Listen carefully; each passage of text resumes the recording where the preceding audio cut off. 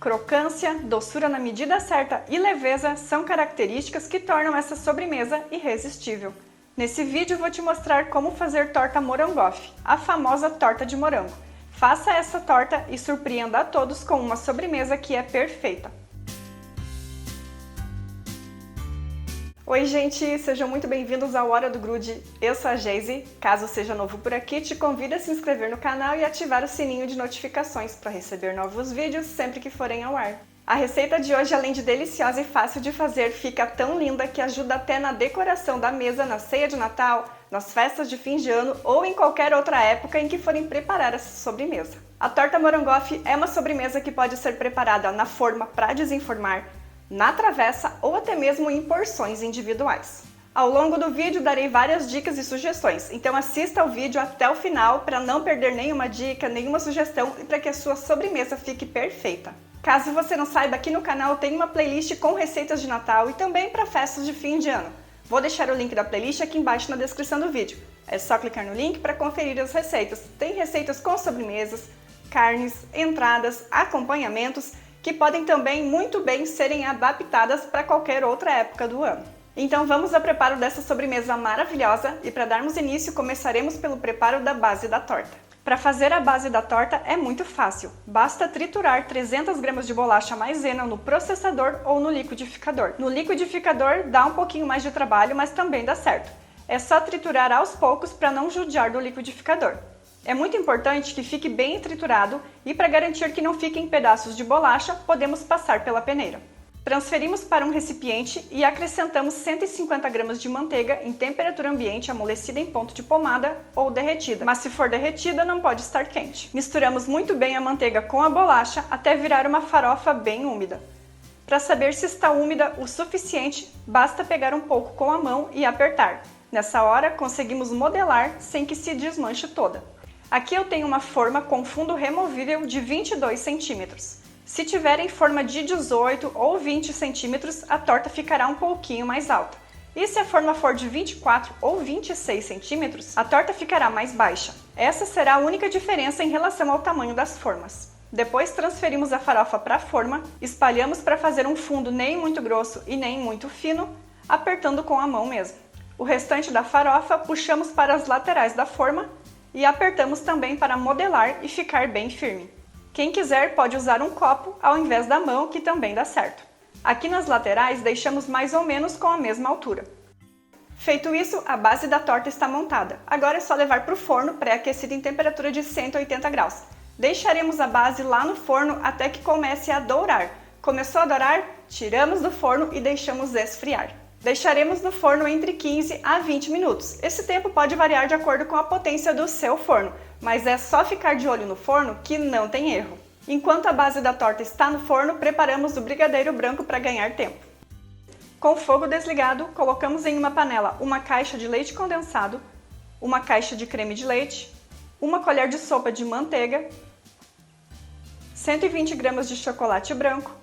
Ligamos o fogo em fogo médio e vamos misturando muito bem, mexendo sempre. Quando começar a ferver, ficamos de olho no brigadeiro branco. Para saber se está pronto, é só virar um pouquinho a panela. Nessa hora, o brigadeiro branco precisa desgrudar do fundo da panela enquanto ferve. Agora desligamos o fogo e continuamos mexendo até parar de borbulhar. Depois, é só deixar esfriando. Se quiserem ter certeza de que está pronto, é só pegar um pouco com espátula ou colher, virar. E nessa hora o brigadeiro branco precisa cair aos poucos sem escorrer e estar bem cremoso. Enquanto a base da torta e o brigadeiro branco esfriam, preparamos os morangos. Precisamos de 100 gramas de morangos. Lavamos, tiramos as folhas e cortamos em pedaços nem muito grande e nem muito pequeno. Depois de cortar, reservamos para usar daqui a pouquinho. Quando a base da torta e o brigadeiro branco esfriarem ou estiverem pelo menos morninho, podemos montar a primeira parte da sobremesa, assim a gente vai ganhar tempo. Pegamos a base, colocamos o brigadeiro branco, espalhamos e levamos para a geladeira. Enquanto a forma está na geladeira, preparamos o chantilly. Aqui eu tenho uma caixa com 150 gramas de chantilly gelado, batemos na batedeira em velocidade média por mais ou menos 2 minutos. À medida que batemos, o chantilly ganha consistência. Para saber se está no ponto certo, é só pegar um pouco com uma colher e nessa hora o chantilly não pode cair. Se cair, batemos mais um pouquinho até firmar e fazemos o teste novamente. Quando o chantilly ficar preso na colher sem cair, está no ponto certo. Reservamos 2 colheres bem cheias de chantilly para usar daqui a pouquinho e no restante do chantilly acrescentamos os pedaços de morangos aos poucos. É só colocar os pedaços de morango e incorporar no chantilly, mexendo e misturando delicadamente. Agora que está tudo pronto, montamos a segunda parte e finalizamos a torta de morango. Pegamos a forma que estava na geladeira, acrescentamos o chantilly com os pedaços de morango e espalhamos com a ajuda de uma colher. Como o chantilly é bem leve, na hora de espalhar apertamos levemente a colher para preencher todo o espaço e firmar o chantilly no brigadeiro branco. Tradicionalmente nessa torta é usado suspiro para finalizar e também para decorar, mas de acordo com o meu gosto e o meu paladar é muito doce e enjoativo, então não vou usar suspiro. Ao invés de usar o suspiro, vou finalizar com o chantilly que está reservado lá na geladeira, aquelas 2 colheres de sopa, para que o sabor fique bem equilibrado e não fique enjoativo, doce demais. Mas quem gosta de suspiro e não se importa com tanta doçura na torta, pode usar que não tem problema algum. Agora aproveita e me conta se você prefere torta com suspiro ou sem suspiro. É só escrever aqui embaixo nos comentários para eu ficar sabendo. Para finalizar a morangoff, usamos o chantilly que estava reservado. Colocamos, espalhamos bem e quem quiser pode dar batidinhas com as costas da colher para fazer esse efeito de ondinhas.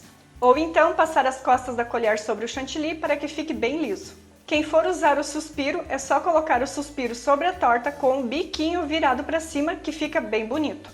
E para decorar a morangoff, podemos usar também alguns morangos, e aí é só usar a criatividade.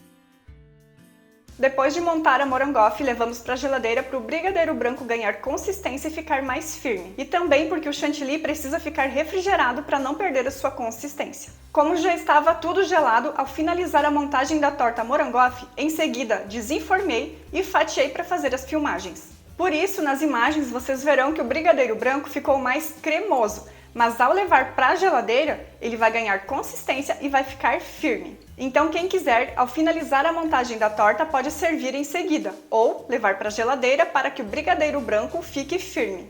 E para servir a torta, antes teremos que desenformá-la. Posicionamos um copo, colocamos a forma centralizada bem no meio sobre o copo e com cuidado puxamos a forma para baixo.